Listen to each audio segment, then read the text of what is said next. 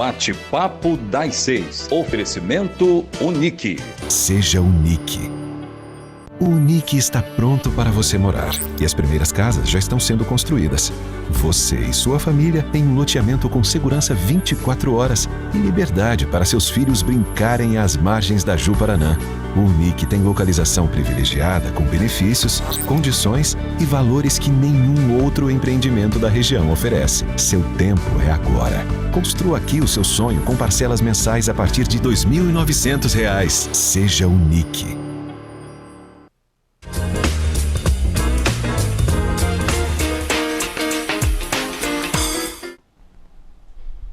Olá, sejam bem-vindos ao Bate-Papo das 6. Eu sou o Dr. Rafael Galvão, cardiologista, e você sabe, toda quarta-feira é o dia da gente estar aqui falando sobre medicina e saúde, e o assunto de hoje é muito importante. Vamos falar sobre antitabagismo, e eu conto com a presença de 3 colegas médicos conceituados da região, que vão me ajudar aqui a ministrar e a falar sobre esse assunto. Hoje eu tenho aqui o Dr. Fernando Pandolfi, que é antitabagista aqui da cidade de Linhares. Boa noite. Boa noite. É um prazer estar aqui no Bate-Papo das 6, com você, com a doutora Kênia, a doutora Tamires. E é um assunto muito importante. Eu estou envolvido com isso há muitos anos, né, no programa antitabagismo. E eu fico muito feliz de estar aqui nesse Bate-Papo das 6 para a gente discutir um assunto importante de saúde pública hoje, né, importante. Talvez o causador de mais doenças evitáveis hoje no mundo. Né? É verdade, falaremos bastante sobre isso hoje. Doutora Tamires, como vai? É um prazer tê-la aqui na bancada. Olá, boa noite. Obrigada pelo convite, é um prazer estar aqui. Olá, doutora Kênia, pneumologista também, é um prazer tê-la aqui. Boa noite a todos, muito obrigada, Rafael, obrigada pelo convite. E vamos discutir esse assunto que é realmente muito importante, inclusive como um tema de prevenção de muitas doenças, como o doutor Fernando comentou. É verdade. Eu queria começar, Fernando, abordando uma questão o conceito, o que é o tabagismo? Quando que a pessoa pode se considerar um tabagista?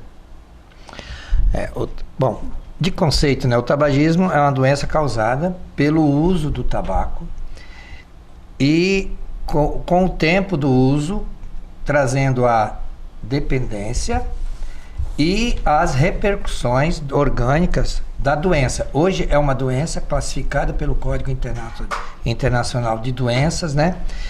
E tanto é que é um grande problema de saúde pública mundial, hoje o tabagismo. E é interessante a gente classificar os diferentes tipos de tabaco que tem, né? O que vocês podem falar sobre isso, hein, Kênia? Bom, a gente tem, aqui na nossa região ainda tem com muita frequência o cigarro de palha, né? O fumo de rolo, que as pessoas usam na região do interior, principalmente. E as novas formas de cigarro, né? O narguilé, que é usado em conjunto, várias pessoas usando uma substância que também tem uma combustão e uma inalação de vapor, que ali pode ter mais nicotina até do que os cigarros comuns. E os cigarros eletrônicos, né? Os cigarros eletrônicos também vêm com grande risco. O Brasil é proibido a comercialização desse cigarro eletrônico. Nos Estados Unidos passou a ser proibido também, justamente pelo risco de doenças, que algumas doenças a gente ainda nem sabe quais são os componentes causadores dessas doenças. Lembrando que dentro desse tabagismo, como o doutor Fernando citou, o vício vem pela nicotina, né, doutor Fernando? Uhum. Mas todas as substâncias envolvidas ali, todas as substâncias tóxicas que estão nessa inalação, é que produzem as doenças, que têm os riscos de desenvolvimento de doenças até graves no organismo. Existem também as formas do tabaco não fumado, né? Que compreende o tabaco mascado e o inalado, que é o rapé, que também trazem dependência, né, a nicotina e problemas como câncer de boca também. É importante pontuar aqui, Fernando, que existem várias formas de você consumir o tabagismo, né, várias formas de tabaco. É lógico que você vai ter uma diferença quimicamente entre um e outro, mas no geral todos fazem muito mal, alguns mais do que os outros, mas todos os tipos de tabaco fazem bastante mal.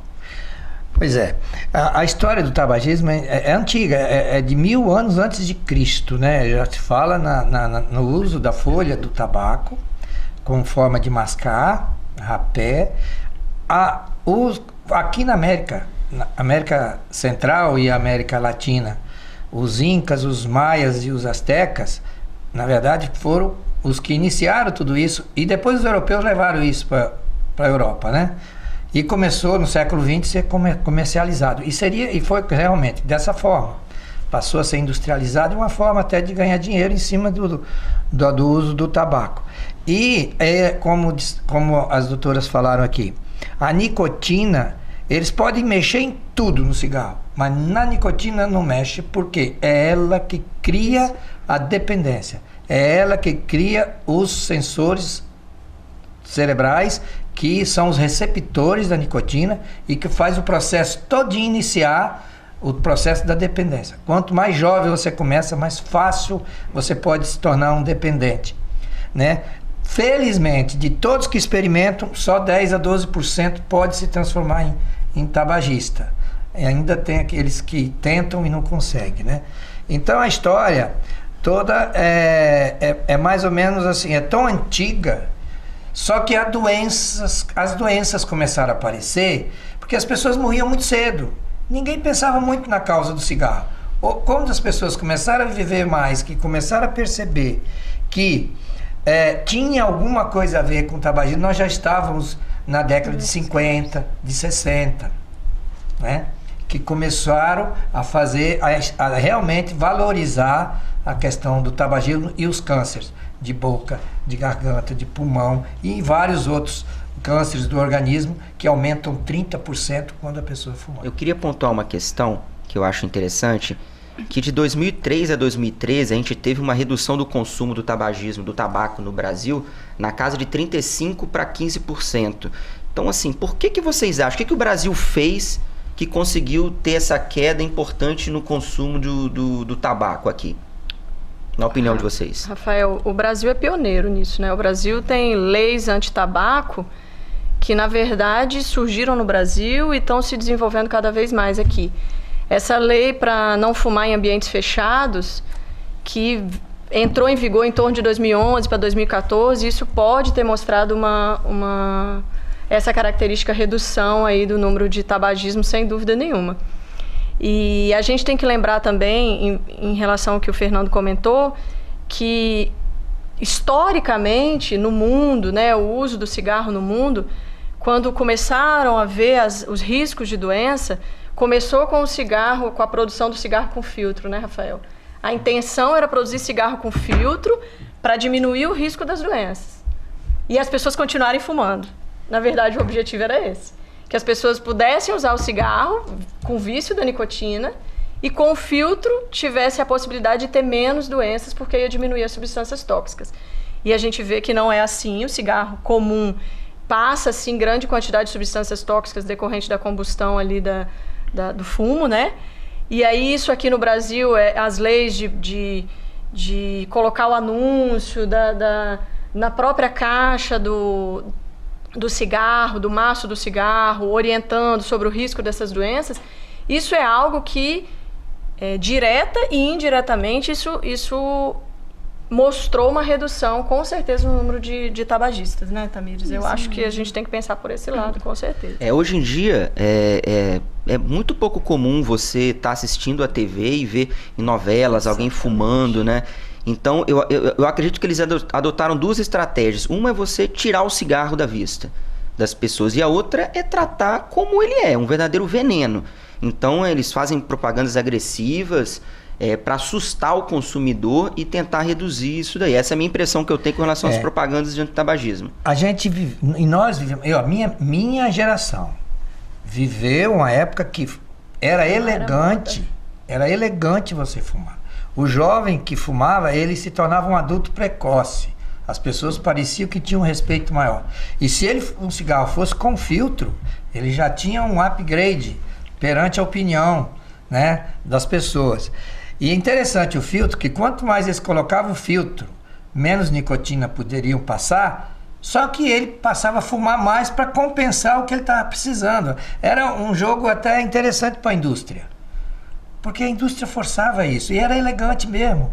As propagandas eram as mais lindas que existiam. Deveria ter o mesmo processo para as bebidas hoje, né? As propagandas mais bonitas são de bebidas, né? Naquela época. E tiraram isso. Foi um avanço muito grande para nós aqui no Brasil. Eu achei que foi um avanço. Inclusive tem um slide que fala da grande intenção do que eles colocam de atingir o jovem. É o jovem, é a escola, é onde tem jovem que você trabalha para que eles comecem. Porque eles têm mais chance de ficar dependente, têm mais chance de ser fiel. Inclusive, a gente era fiel ao primeiro cigarro que você fumava. Eu comecei com Hollywood, eu vou com Hollywood até o fim. Eu comecei com Minister. Minha época era o Minister, né? Era o cigarro mais elegante, né? Então tinha isso, mas eles sabiam disso e faziam propaganda. E os garotos propagandas mais famosos da época sempre foram os garotos propaganda das marcas de cigarro, né? Até ficou muito conhecido um ator da Marlboro que faleceu esse ano, com 90 anos e nunca fumou. Impressionante isso, né? Interessante. E aproveitando essa questão do filtro, né? Essa ilusão de que o filtro do cigarro traz menos prejuízo, é uma ideia de que eles têm que o cigarro eletrônico também traz menos prejuízo à saúde, né? Por não ser fumado, ser um vapor, mas no cigarro eletrônico tem a nicotina e tem substâncias cancerígenas também que causam... Eu acho que a ideia do cigarro eletrônico veio como um auxiliar no tratamento anti-tabagismo, não foi isso? Inicialmente, sim. Inicialmente, a proposta era que ele pudesse ajudar nos pacientes que estivessem com intenção de parar de fumar, os primeiros cigarros sendo produzidos inicialmente sem nicotina, mas a gente viu que isso já está em outras gerações desse cigarro. Existe sim nicotina, existem cigarros eletrônicos com mais nicotina do que o comum, e o risco desses inalantes de substâncias cancerígenas, com risco até de doenças inflamatórias pulmonares agudas. Pacientes têm morrido por uso de cigarro eletrônico, principalmente fora do país, e isso fez com que nos Estados Unidos fosse totalmente proibido. Essa coisa da mudança, o que o Fernando citou muito bem desde o início do programa, da mudança histórica, é interessante como agora, usando esses novos cigarros esses novos cigarros, formas de cigarros, e também com as propagandas nos maços de cigarros, algumas pessoas também passaram a acreditar que os cigarros antigos, o de rapé, o cigarro de rolo, eram mais saudáveis. As pessoas, não sei se vocês têm essa experiência na clínica, mas a gente, clinicamente, a gente pega paciente dizendo, não, mas eu fumar o meu cigarrinho de palha, eu mesmo que produzo, é da folha do fumo. Então, eles têm a impressão de agora fazer menos risco do que os outros cigarros. E, na verdade, não é. A quantidade de nicotina no cigarro sem filtro e a quantidade de substâncias tóxicas de um cigarro sem filtro é absurdamente maior. E dentro dos cigarros eletrônicos não existe algumas substâncias tóxicas da combustão, que é aquela da queima, que não é no cigarro eletrônico, mas existem as outras formas de substâncias ainda nem conhecidas causando doenças graves pulmonares. Se puder passar a projeção aí do cigarro eletrônico, de quem fabricou o primeiro cigarro eletrônico, olha bem. Em 1963, um americano na Pensilvânia criou o cigarro eletrônico. A intenção dele era essa, né? Só que ele não encontrou tecnologia para fazer ele funcionar e fazer fumaça direitinho do jeito que ele queria. Aí ele parou. Em 2003, um chinês que conseguiu colocar em prática. Só que o grande problema é que onde tem os dispositivos que você pode colocar as substâncias, aí ficou mais difícil ainda o controle da vigilância pública da doença, porque você não sabe o que as pessoas vão colocar ali dentro. Já se fala em cada coisas absurdas, né? Líquido de maconha, óleo, né? Tadalafila em pó, enfim, uma série de substâncias aí que ficou cada vez mais difícil fiscalizar, com variedades muito grandes, né? É uma coisa nova, que não tem nada ainda definido, ninguém conseguiu, nenhum trabalho ainda convenceu Todos dizem que os trabalhos são deficitários, não dá para tirar a conclusão, e no Brasil, né, é proibido. Muitos países são proibidos. E aproveitando que a gente comentou aqui, tem uns paradigmas do fumante, que ela falou do cigarro, que é lá no programa se chama do cigarro sabiá, né, que é o cigarro. Eu fumo sabiá, aquele cigarrozinho. E esse é um que eles falam que acha que é mais puro, mas na verdade tem nicotina. Outros falam assim, eu fumo, mas não trago. Gente, isso é uma coisa que tem que acabar. A mucosa oral, a mucosa nasal, até a mucosa labial absorve nicotina. Não tem esse negócio que, eu fumo, mas não trago. Isso é um mito, né, Isso Fernando? é um mito, tem que acabar isso, né? Essas coisas precisam acabar. Então, não existe a intenção de quem produz, de quem vende, talvez é tirar um pouco dessa pressão que tem das pessoas que pensam nas doenças e no futuro, mas a gente sabe que no fundo é um mercado quer dinheiro e nós temos que estar preparados para isso. É isso. Ficou bem claro nesse bloco, e a gente procurou trazer isso mesmo, que não tem grandes diferenças com relação ao malefício a nenhum dos tipos de tabaco, muito menos o cigarro eletrônico.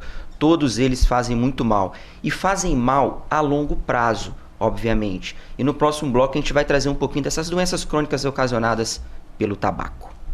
Vamos pro break.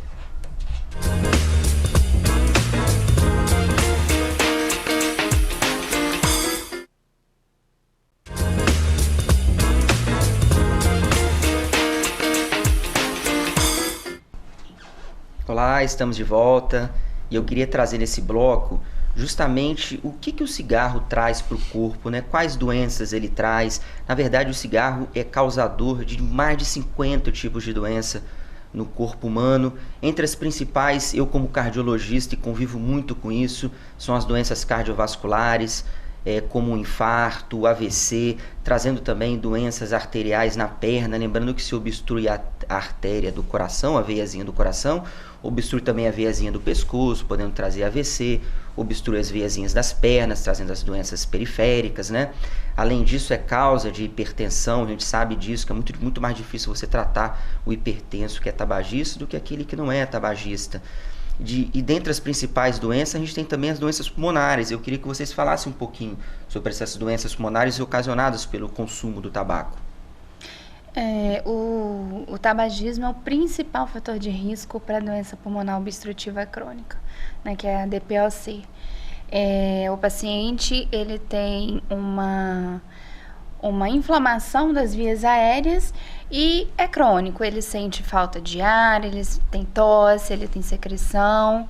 E quanto mais cigarro ele fuma e quanto mais tempo ele fuma ao longo da vida, maior o risco de ter essa doença.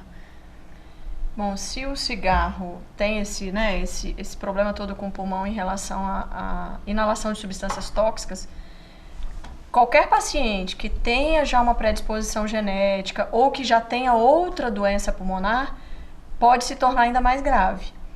E é nesse sentido que a gente não consegue prever quais são os pacientes que evoluem de forma mais leve, moderada ou de forma mais grave com essa doença pulmonar obstrutiva crônica que a doutora Tamires comentou. Então, geneticamente, uma pessoa que fuma, às vezes, menos tempo de cigarro pode desenvolver uma doença grave tanto quanto um que fumou por muitos e muitos anos. Então, essa doença pulmonar obstrutiva, que causa toda essa sintomatologia crônica, também tem um risco agudo de doenças graves, de pior risco de infecções. Então, se pega uma pneumonia ou uma gripe, vão evoluir piores, com formas clínicas mais graves. E a insuficiência respiratória aguda. Quantos pacientes que a gente tem diagnóstico de doença pulmonar obstrutiva crônica numa internação em UTI? Internou em UTI porque evoluiu com uma falta de ar de repente e não sabia nem que existia essa doença. Você pergunta, a história é quase sempre a mesma, né? Não, eu fumo tantos cigarros por dia há tantos anos. E a gente faz um diagnóstico clínico dentro do hospital. Depois esse paciente deve ser seguido com um exame importantíssimo que se chama espirometria. É uma prova de função pulmonar. É nesse exame que a gente consegue fechar o diagnóstico dessa doença, que na verdade, além de inflamatória, é obstrutiva, né? Tamires. Então, essa obstrução, na verdade, das vias aéreas é o que mais causa essa sintomatologia toda. A gente tem o objetivo de tratar esses pacientes para melhorar a qualidade de vida, para que eles não tenham mais esses sintomas e não corram esse risco grave de internar e de evoluir até com formas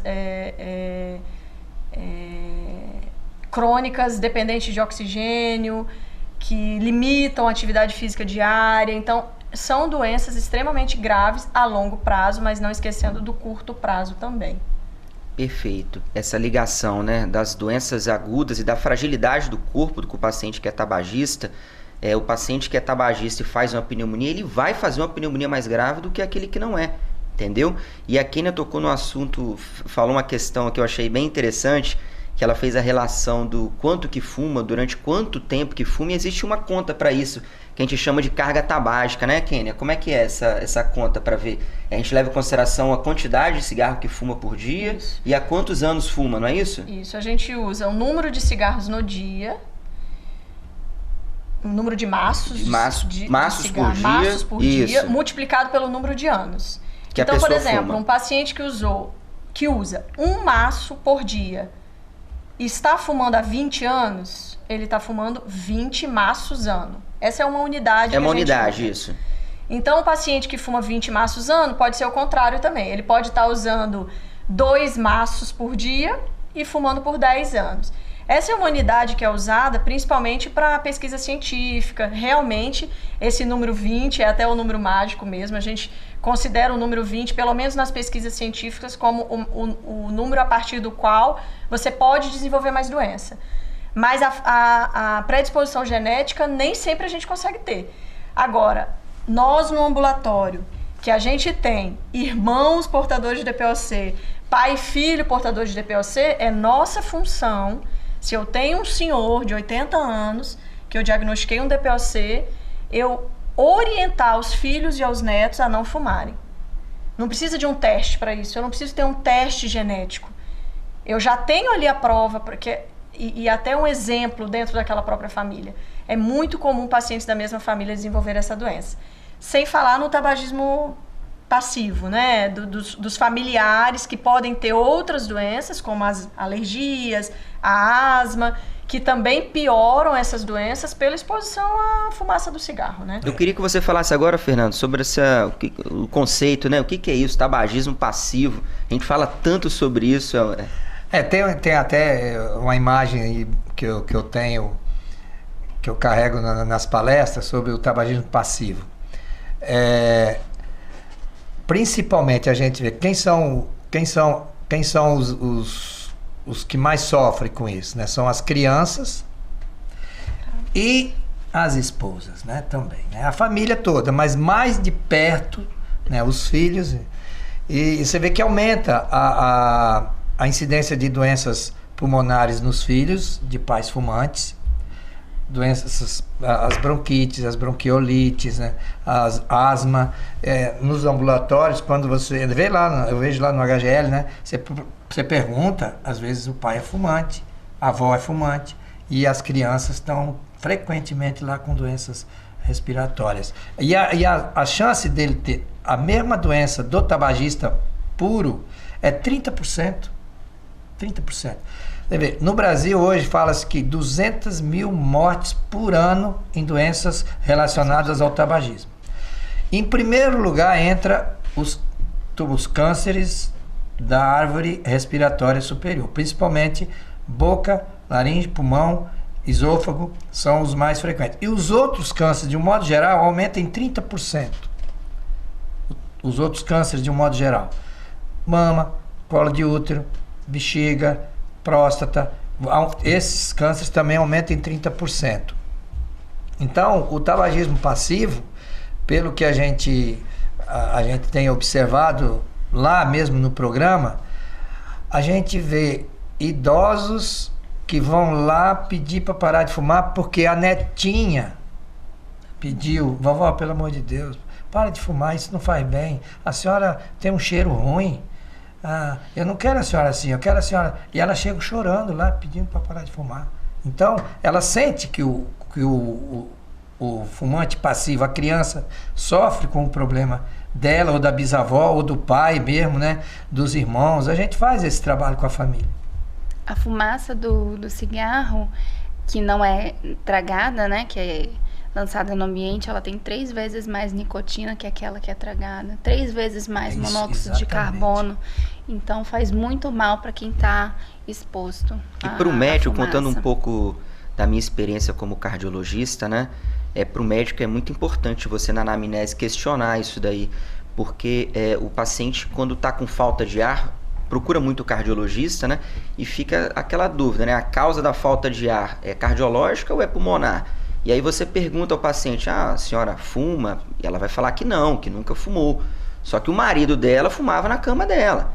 Então, quer dizer, a gente vai investigar o coração, não vai encontrar nada. Inclusive, já cansei de mandar alguns pacientes assim para a Quênia, que é aquela coisa, você investiga, não tem nada de cardiológico, é um quadro pulmonar. A pessoa desenvolve uma doença pulmonar crônica por tabagismo passivo. Isso é muito importante e a gente tem que levar em consideração isso daí as crianças.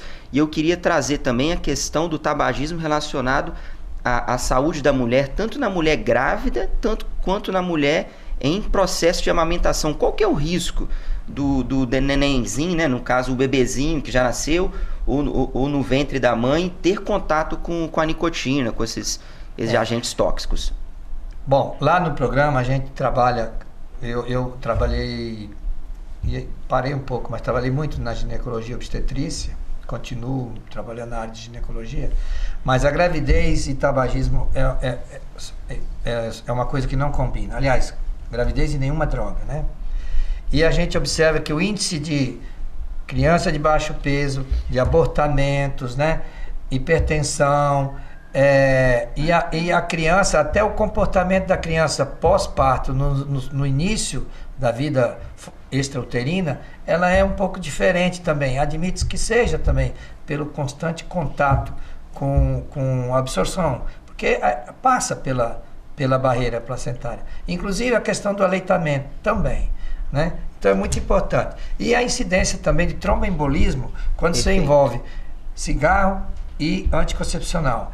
Isso também, existem evidências científicas provando isso, tanto é que já existem pacientes que quando vão submeter a uma cirurgia e tal, que são fumantes e usuários de anticoncepcional, a gente tem que tomar um cuidado para fazer a profilaxia, né, de tromboembolismo de uma maneira mais rigorosa do que um paciente que não é fumante.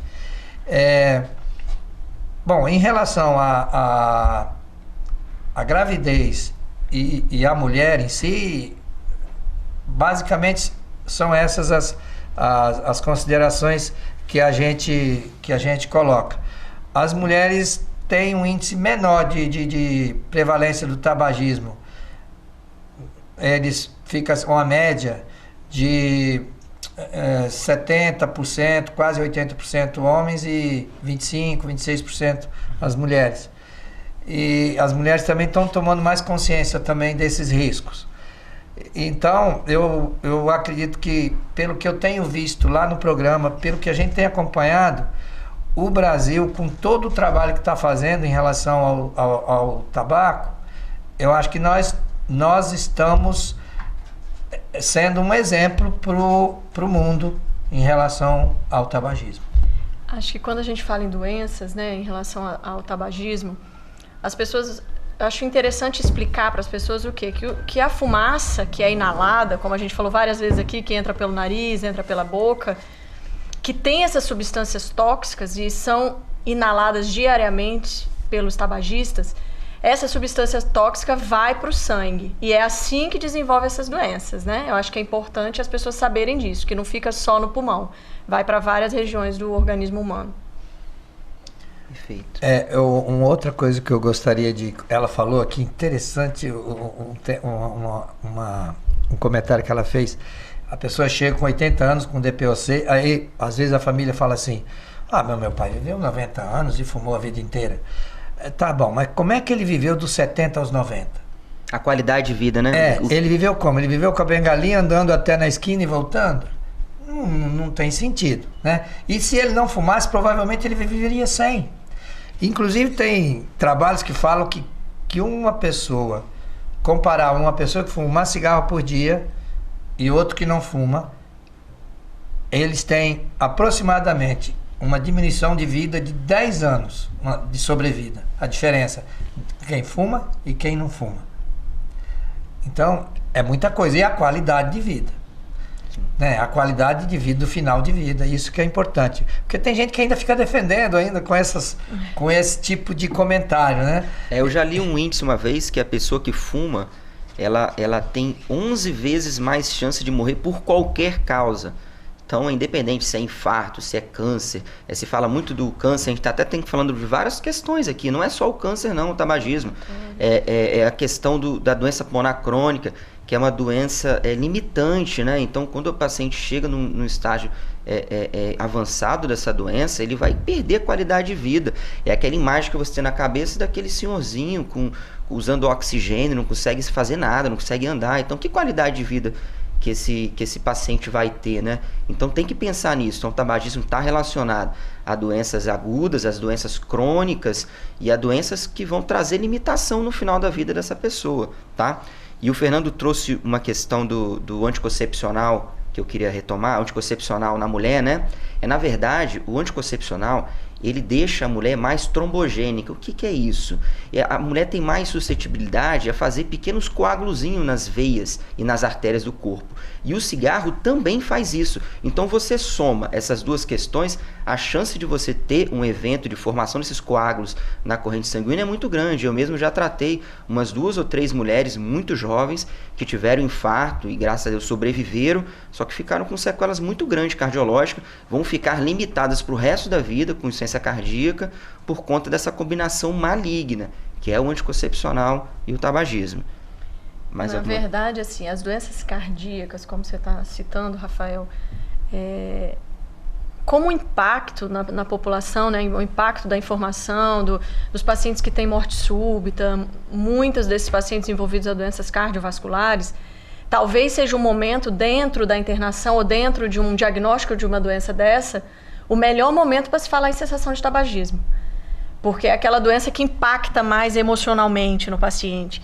Sabe, aquele paciente que está mesmo fragilizado naquele momento e que às vezes se esquece de falar do tabagismo. Então eu acho muito interessante você lembrar disso em todas as suas consultas com os seus pacientes, que a maioria deles talvez sejam coronariopatas, que a lembrança sobre a cessação de tabagismo nesse momento talvez tenha muito mais sucesso na cessação do que uma medicação ou do que qualquer outra assistência em outro tempo, que o paciente já tenha saído daquela fragilidade do momento, né? A gente vê muito isso. Eu, como cardiologista, trabalho também com tratamento de infarto, né? E a dor do infarto, falo que é uma das 3 piores dores que tem, né? É o infarto, a neuralgia do trigêmeo e o parto. Eles falam muito isso daí. Então a dor do infarto é muito grande. Aquilo que o paciente está passando enquanto está infartando, o que você pedir para ele, acho que ele promete, ele jura ali. E aí muitas vezes a gente pergunta, o senhor fuma? Ele fala, não. O senhor não fuma? Eu parei. Então quer dizer, para ele parou naquele momento do infarto. Então é importante a gente trabalhar isso daí, porque é exatamente isso, Kenny. O paciente está fragilizado, ele está entregue ali. O que você falar e trabalhar com ele, ele vai acreditar. Se você não aproveitar aquele momento, não que ele vá de fato parar, mas há uma chance muito grande da gente sair já do hospital com essa questão trabalhada, tá? E a gente vai trazer para o próximo bloco o trabalho bonito que o Dr. Fernando faz na cidade de Linhares de tratamento e prevenção desses pacientes de tabagismo, tá bom? A gente vai para o break e já volta.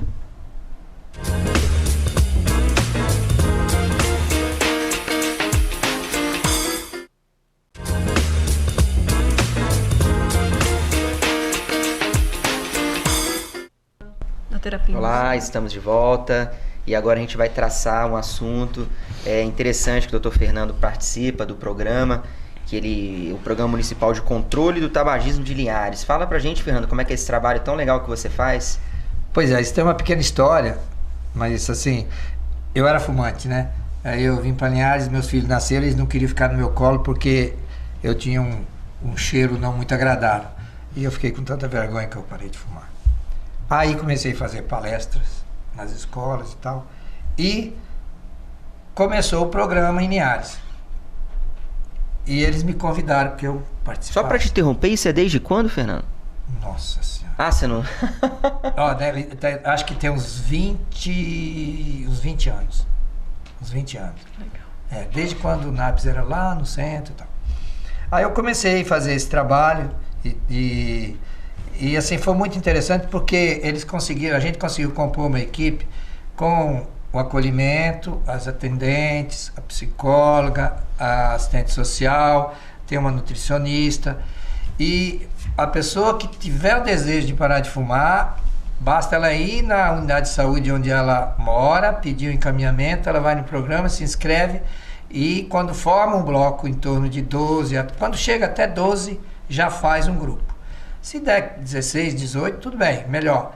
Mas aí já faz um grupo que começa com as reuniões. Essas reuniões inicialmente conversa sobre o tabagismo, conversa com cada um deles as dificuldades, o que ele tá achando mais difícil, o que ele espera com o fato de parar de fumar. Porque muitas pessoas ficam, meu Deus, o que eu vou fazer sem meu cigarro?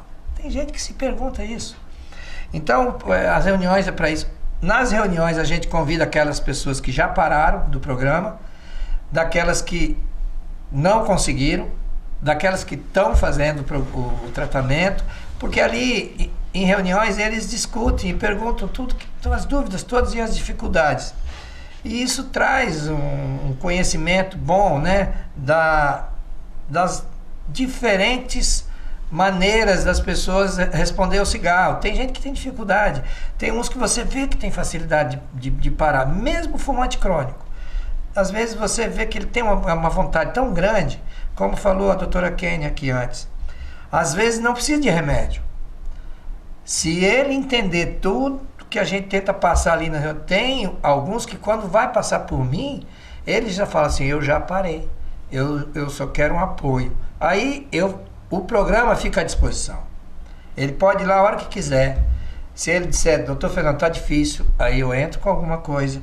A gente tem a reposição de nicotina progressiva, quer dizer, a gente começa com a dose maior e vem diminuindo. Tem a bupropiona, que é uma substância que, além de ser ansiolítica, antidepressiva, ela tem um poder de competir com a nicotina a nível cerebral, porque a fórmula dela é muito parecida. Ela é parecida com a fórmula da dopamina e da nicotina. Então, ela compete nos receptores e a pessoa tem menos vontade de fumar também. Isso foi uma descoberta por acaso, porque o remédio, na verdade, era um antidepressivo. E é até hoje, né? E usa no programa. E a gente explica tudo isso e as pessoas vão ser... É tudo gratuito. O programa é gratuito. Os medicamentos. Fica aberto. Tem até lá, tem uns cartõezinhos com telefone, quando precisa marcar. E, enfim, é uma experiência que eu estou gostando. Mas tem aqueles que têm dificuldade. E eu queria até perguntar aqui para as duas doutoras aqui. Por que tem aquele, qual a opinião de vocês, que chega para a gente e fala assim, doutor Fernando, aquele cigarrinho meu, quando eu chego em casa de tardinha e tal, não consigo largar aquele danadinho. Às vezes é 1 ou 2 cigarros por dia que ela insiste e tem dificuldade. E às vezes é difícil você lidar com isso. Vocês têm alguma opinião a respeito? Se a gente considerar que a dependência à nicotina é uma dependência física, mas existe a dependência comportamental ao cigarro, né, isso influencia bastante o paciente a parar de fumar. Então, por isso que essa abordagem cognitiva, conversa em grupo, dividir experiências, ajuda muito o paciente. E se isso não for bem trabalhado, essa dificuldade aí vai aparecer. A medicação, às vezes, né, não vai fazer milagre. Então, tem que ser um conjunto, né? Medicação, com conversa, com divisão de experiências. Por isso que, às vezes, é tão difícil para o paciente.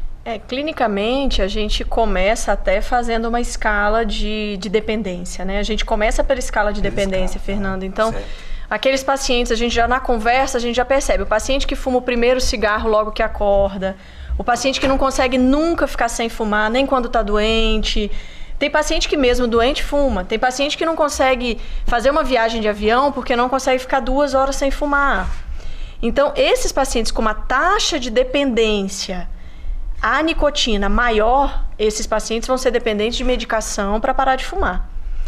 Outros pacientes com uma taxa de dependência menor também talvez vão precisar, dependendo da situação, mas assim, o que a gente percebe? Muitos pacientes têm até uma dependência menor, como é o caso que o senhor citou, assim, 1, 2 cigarros no dia. Se a gente for considerar a dependência da nicotina, talvez a dependência seja até menor desses pacientes. Aí você fala, poxa, por que não está resolvendo? As medicações que eu estou dando, as orientações que eu estou dando. Eu acho que a gente tem que pensar que pode existir outras doenças envolvidas, porque a doença da dependência química pode vir junto com outras dependências, com outras doenças psiquiátricas, como depressão, ansiedade, que precisam ser tratadas mais especificamente. E a questão comportamental, assim, pelo menos na minha experiência, eu vou de paciente a paciente. Então, assim, é muito comum, eles falam, o cigarro é meu companheiro. Tem paciente que diz, doutora, toda vez eu atendo o telefone, eu tenho que acender o cigarro. Ou eu vou fazer meu cafezinho da manhã, eu tenho vontade de fumar. Então a gente muda hábitos de vida. Olha, vamos tentar mudar a sua rotina da manhã, do café da manhã? Será que você consegue não fazer o café da manhã? Deixa o seu esposo fazer, ou outra pessoa da família, ou vamos tomar um suco logo cedo, vamos adiar o primeiro cigarro da manhã. Isso tudo comportamental, individualizado de cada paciente, eu acho que chega no sucesso. E lembrando assim, que a reposição da nicotina, ela tem que entrar no dia que zerou o cigarro. E esse é um grande, até pacientes que compram sozinhos, né, compram em farmácia adesivo de nicotina achando que vão parar de fumar. Esse é um erro, porque a reposição, o adesivo de nicotina nada mais é do que uma reposição quando o organismo está naquela dependência, naquela fissura do desejo de fumar, quando ele cessou o tabagismo. Aí o adesivo tem boa ação, porque vai ser um pouquinho de nicotina liberado no sangue, fingindo para o seu cérebro que você ainda está fumando. E aí o sucesso é maior. A gente tem feito lá, isso aí, a gente pergunta muito, o momento, o que mais prende, né? É o gatilho. Né? Como eu falo, são os gatilhos. Aí é o cafezinho, é a cerveja. Tem gente que no final de semana fala, não consigo tomar uma cerveja sem fumar e tal. Então a gente trabalha nisso, a mudança comportamental. Às vezes em alguns pacientes têm acostumado muito a ir ao jogo de baralho. Vamos trocar. Em vez de você ir jogar baralho, você vai calçar um tênis, vai caminhar, né? E você vai ter que fazer algumas mudanças. E lá eu tenho uma dificuldade grande com os problemas psicoemocionais, familiares associados ao cigarro. É muito grande. E às vezes quando a pessoa faz um depoimento completo da vida, você fala assim, meu Deus, né? Tem que fumar mesmo às vezes, porque... E Fernando?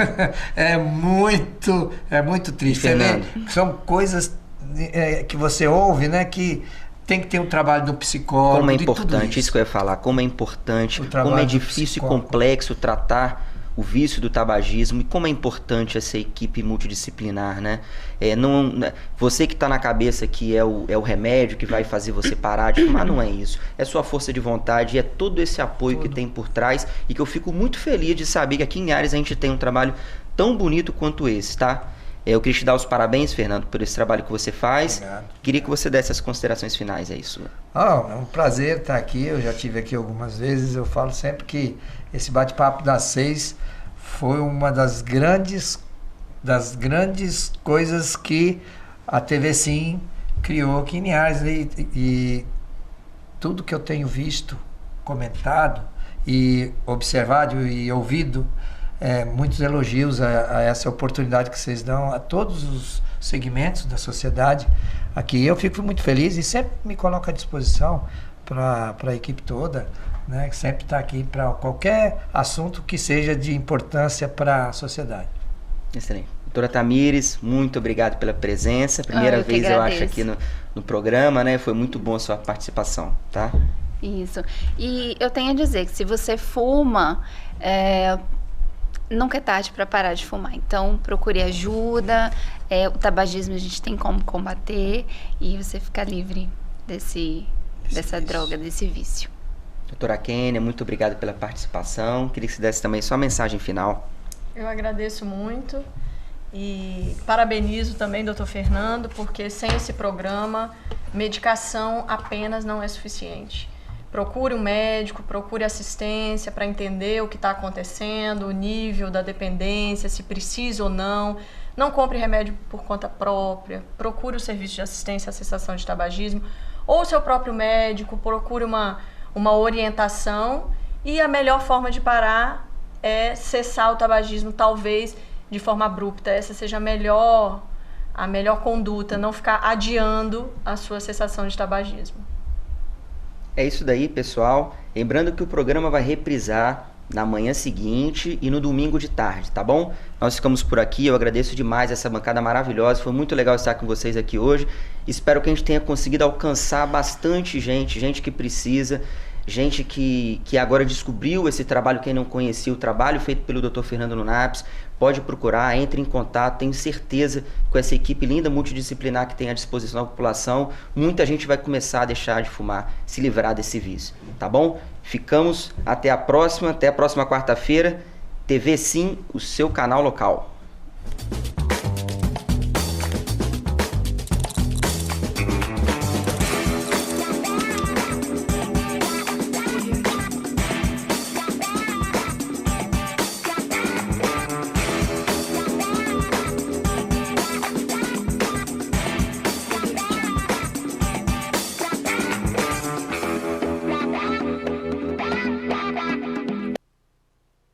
Bate-papo das 6. Oferecimento Unique.